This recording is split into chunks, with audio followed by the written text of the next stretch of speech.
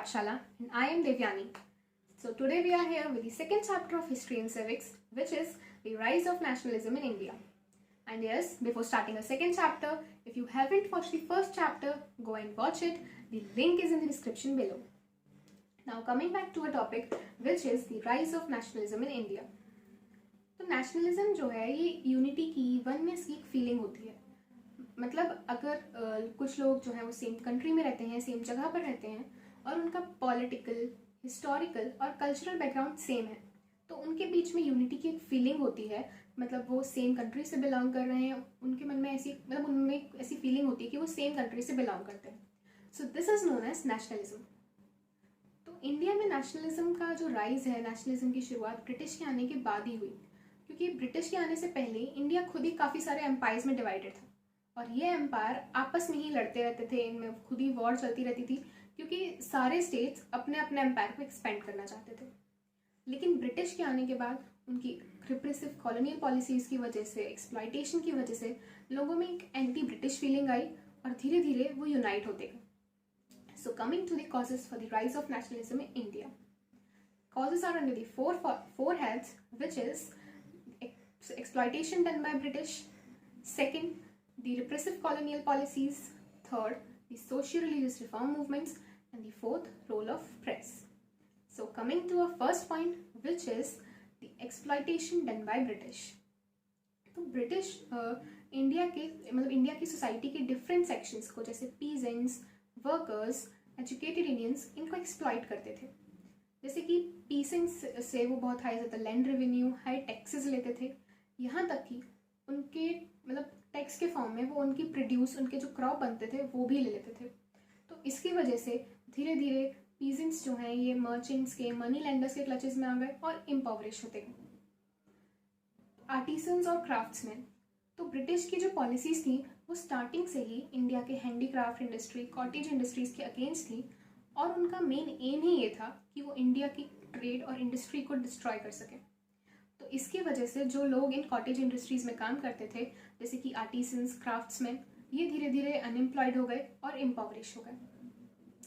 Third इसकी working class जो थी. वर्किंग क्लास में आता है कि जो वर्कर्स इन ब्रिटिश की फैक्ट्री में, उनकी प्लांटेशंस में काम करते थे, तो वो फैक्ट्री ओनर उनको काफ़ी एक्सप्लॉइट करते थे. जैसे कि उनसे काफ़ी लंबे अवर्स तक काम करवाते थे, उनको सैलरीज भी कम देते थे और यहाँ तक कि उनको रहने की, खाने की भी काफ़ी पुअर कंडीशंस देते थे. तो इन सब की वजह से जो वर्कर्स थे ये ब्रिटिश के अगेंस्ट होते गए और उनमें एक नेशनलिज्म, एक यूनिटी की एक फीलिंग आती गई. Fourth is with the educated Indians. तो एजुकेटेड इंडियंस के पास एम्प्लॉयमेंट का जो सिर्फ एक अपॉर्चुनिटी थी वो थी government jobs.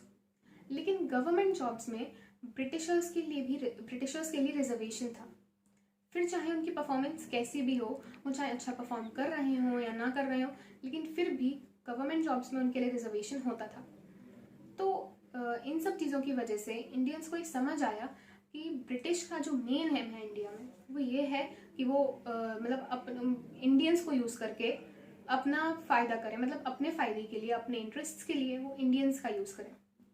So this was the first point. Coming to the second point, which is the repressive colonial policies.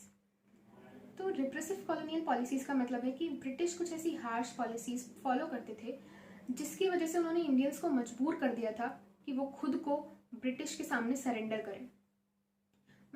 उनकी ये पॉलिसीज़ का मेन एम था कि वो किसी भी तरह से इंडिया का डेवलपमेंट ना होने दें, चाहे इकोनॉमिकली, पॉलिटिकली, कल्चरली, सोशली, किसी भी तरह से वो इंडिया का डेवलपमेंट ना होने दें. और इन सब चीज़ों की वजह से इंडियंस को अपनी सारी नीड्स के लिए, अपनी सारी ज़रूरतों के लिए ब्रिटिश से हेल्प मांगनी पड़े. सो दीज ये होती हैं कॉलोनियल पॉलिसीज़. अब आता है कि हमारी ये कॉलोनियल पॉलिसीज़ कौन कौन सी हैं. So there are 5 colonial policies. First is the grand Delhi Darbar. तो ब्रिटिश ने एक ग्रैंड दिल्ली दरबार ऑर्गेनाइज करा था जिसमें उन्होंने लाखों रुपए खर्च करे, लैक्स ऑफ रुपीज स्पेंड करे. लेकिन वहीं उस टाइम में इंडिया की काफ़ी ज़्यादा पॉपुलेशन फेमाइन की ग्रिप में थी, लेकिन ब्रिटिश ने उन लोगों के लिए कुछ भी नहीं करा. सेकेंड इज कि ब्रिटिश ने आईसीएस एग्जामिनेशन की जो एज लिमिट थी उसको कम कर दिया. पहले आईसीएस एग्जामिनेशन की एज लिमिट थी 21 ईयर्स, जिसको ब्रिटिश ने कम करके 19 ईयर्स कर दिया, जिसकी वजह से इंडियंस के लिए इन एग्जामिनेशन में पार्टिसिपेट करना डिफ़िकल्ट हो गया।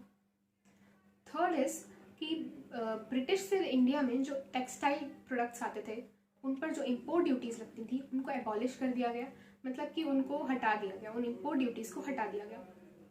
Fourth is the introduction of vernacular press act and arms act. तो वर्नैक्युलर प्रेस एक्ट में आता है कि वर्नैक्युलर लैंग्वेजेस के जो भी न्यूज़पेपर थे, मतलब इंडिया में रीजनल लैंग्वेजेस के जो भी न्यूज़पेपर्स थे, तो उनको मतलब गवर्नमेंट ने ऐसा उनको डायरेक्ट करा कि वो कोई भी ऐसी चीज़ पब्लिश नहीं कर सकते जो गवर्नमेंट के अगेंस्ट हो, गवर्नमेंट के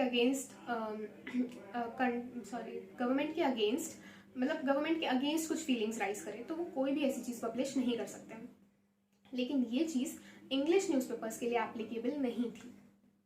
अंडर द आर्म्स एक्ट उन्होंने ये कहा कि इंडियंस बिना लाइसेंस के कोई भी आर्म, कोई भी हथियार कैरी नहीं कर सकते, लेकिन ये चीज़ ब्रिटिशर्स के लिए एप्लीकेबल नहीं थी। तो fifth point is the introduction of Ilbert bill. तो वाइसरॉय के जो काउंसिल के एक लॉ मेंबर थे सर सीपी इल्बर्ट, उन्होंने एक इल्बर्ट बिल बनाया जिसमें उन्होंने कहा कि रेस के बेसिस पे जो भी जुडिशियल डिस्क्वालिफिकेशन होते हैं, मतलब कि रेस के बेसिस पे, यानी कि जैसे इंडियंस और ब्रिटिशर्स के बीच में जो भी जुडिशियल डिस्क्वालिफिकेशंस हैं, ऐसी जुडिशियल राइट्स हैं जो कुछ इंडियंस को मिल रही हैं लेकिन ब्रिटिशर्स को नहीं मिल रही, या फिर ब्रिटिशर्स को मिल रही हैं बट इंडियंस को नहीं मिल रही, तो इस चीज़ को एबॉलिश कर दिया जाए, इस चीज़ को हटा दिया जाए। लेकिन ब्रिटिशर्स को ये चीज़ बिल्कुल भी पसंद नहीं आई कि उनके प्रिविलेजेस को उनसे छीन लिया जाए, मतलब उन्हें अपनी स्पेशल राइट्स चाहिए थी। तो इस वजह से ब्रिटिशर्स इल्बर्ट बिल के अगेंस्ट मूवमेंट करने लगे।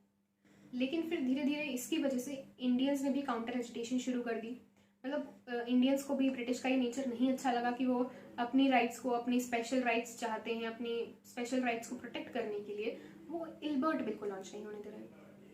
तो इसकी वजह से इंडियंस ने भी एक काउंटर एजिटेशन स्टार्ट कर दी। लेकिन इसमें हुआ क्या कि फिर एट द एंड गवर्नमेंट ने इल्बर्ट बिल को लैप्स कर दिया, मतलब उन्होंने इल्बर्ट बिल को उन्होंने इल्बर्ट बिल को अप्रूव ही नहीं करा, बल्कि उन्होंने एक दूसरा एक्ट लॉन्च करा जिसमें उन्होंने ये कहा कि अब इंडियंस के साथ साथ ब्रिटिशर्स भी सेशन जज की पोस्ट के लिए ट्राई कर सकते हैं। तो इन सभी पॉलिसीज की वजह से इंडियंस को ये समझ आया कि जहाँ ब्रिटिश के अपने इंटरेस्ट्स की बात हो वहाँ उनसे कोई भी जस्टिस एक्सपेक्ट नहीं करी जा सकती। So this was the second point. Now coming to the third point which is the social religious reform movements. तो इंडिया में वेस्टर्न एजुकेशन के इंट्रोडक्शन के बाद कुछ एजुकेटेड इंडियंस ऐसे थे जिनको ये लगा कि उन्हें अपनी सोसाइटी को, अपने रिलीजन को रिफॉर्म करना चाहिए। सोसाइटी से जो भी सोशल इवल्स हैं जैसे कास्ट सिस्टम, पर्दा सिस्टम, सती सिस्टम, इन सबको एबॉलिश करना चाहिए। रिलीजियस फेयर में हेरिडिटी प्रीस्टहुड, पॉलीगैमी जैसी जो प्रैक्टिसेस हैं, इन सबको चेंज करना चाहिए और अपने रिलीजन और सोसाइटी को रिफॉर्म करना चाहिए। So the prominent reform workers were Raja Ram Mohan Roy and Jyotiba Phule. Raja Ram Mohan Roy ने पर्दा system, caste system, untouchability, child marriage, sati system के अगेंस्ट काफ़ी मूवमेंट्स करे, काफ़ी वर्क करा, और इनके एफर्ट्स की वजह से ही गवर्नमेंट ने सती सिस्टम को एबॉलिश करते हुए एक लॉ बनाया और उन्होंने सती सिस्टम को, मतलब सती की प्रैक्टिस को, एक क्रिमिनल ऑफेंस डिक्लेयर करा। इसके बाद राजा राम मोहन रॉय ने एक ऑर्गेनाइजेशन बनाई विच वॉज द ब्राह्मो सभा, जिसको बाद में रीनेम कर दिया गया as Brahmo Samaj. Coming to Jyotiba Phule. Jyotiba Phule was a so called low caste member. तो इनका मतलब इन्होंने एक ऑर्गेनाइजेशन बनाई थी सत्य शोधक समाज, जहाँ इनका मेन एम था कि डिप्रेस क्लासेस के अपलिफ्टमेंट के लिए कुछ करें, मतलब कि इनके वर्क के थ्रू उनको अपनी राइट्स मिले, डिप्रेस क्लासेस को अपनी राइट्स मिले। इसके साथ ही इन्होंने अनटचेबल्स के लिए एक स्कूल ओपन करा, विडोज़ के लिए एक ऑर्फनेज ओपन करा। तो इनका मतलब मेन एम यही था कि जो डिप्रेस क्लासेस हैं उनका अपलिफ्टमेंट हो सके, उनको अपनी राइट्स मिले। Now coming to the point कि in social religious reform movements का मतलब नेशनलिज्म के राइज में क्या कंट्रीब्यूशन था, क्या इंपॉर्टेंस था। तो ये जो रिफॉर्म वर्कर्स थे, इन्होंने इंडिया के पास्ट को रेफर करके इंडियंस में एक इंस्पिरेशन जगाई, मतलब उनको इंस्पायर करा कि वो भी अपने एंसेस्टर्स की तरह अपने मदरलैंड के लिए लड़ सकते हैं। इन रिफॉर्म मूवमेंट्स के थ्रू वो एक ऐसी सोसाइटी क्रिएट कर पाए जहाँ पर रेस, कलर, कास्ट के बेसिस पे कोई भी डिस्टिंक्शन नहीं था। उन्होंने ब्रदरहुड, इक्वालिटी जैसी फीलिंग्स को प्रमोट करा और इसी के साथ उन्होंने विमेन की इम्पोर्टेंस पे भी काफ़ी एम्फेसिस दी कि विमेन भी इस मूवमेंट में पार्टिसिपेट कर सकती हैं और उनके पार्टिसिपेशन से ये मूवमेंट काफ़ी स्प्रेड होगा. So this was the social religious reform movement. Now coming to the fourth point which is the role of press. तो उस टाइम में काफ़ी फेमस न्यूज़पेपर्स थे जैसे the Tribune, the Statesman of English, the Times of India. तो इन newspapers का भी काफ़ी कंट्रीब्यूशन था इंडिया में नेशनलिज्म के राइज में. सो फर्स्ट पॉइंट इज़ कि ये जो न्यूज़पेपर्स थे ये लोगों को ब्रिटिश मतलब इन्होंने ब्रिटिश के ट्रू नेचर को एक्सपोज करा. तो ये जो भी गवर्नमेंट की पॉलिसीज़ होती थी उनको क्रिटिसाइज करते थे. अगर इनको लगता था कि वो कुछ गलत स्टेप ले रहे हैं, कोई गलत पॉलिसी बना रहे हैं, तो ये उस चीज़ को क्रिटिसाइज करते थे. सेकेंड पॉइंट इज़ कि न्यूज़पेपर्स के थ्रू लोगों में एक मॉडर्न पॉलिटिक्स के बारे में एक अवेयरनेस आई. उन तक नेशनलिज्म, लिबरलिज्म, इक्वालिटी जैसे जो नए आइडियाज़ थे ये लोगों तक पहुँचे. थर्ड पॉइंट इज़ कि डिफरेंट स्टेट्स में जो भी नेशनलिस्ट पॉलिटिकल वर्कर्स थे वो न्यूज़पेपर्स के थ्रू अपने आइडियाज़ एक्सचेंज कर सकते थे कि वो अपनी पॉलिसीज़ किस तरह से बना रहे हैं, क्या पॉलिसीज़ बना रहे हैं. फोर्थ पॉइंट इज़ कि मतलब न्यूज़पेपर्स के थ्रू इंडियंस वर्ल्ड की सिचुएशन के बारे में अवेयर रहते थे कि वर्ल्ड में क्या चल रहा है और उसी के साथ मतलब ये उसी बेसिस पे अपनी पॉलिसीज़ फ्रेम कर सकते थे. So these were the causes for the rise of nationalism in India.